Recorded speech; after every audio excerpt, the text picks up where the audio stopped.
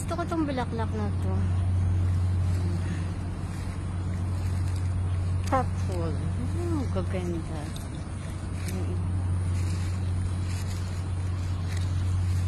Dito lang to sa likod ng bahay.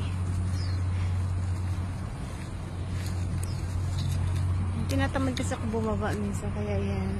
Pero ngayon sinipag dahil hindi masyado mainit para lang makapagpapa.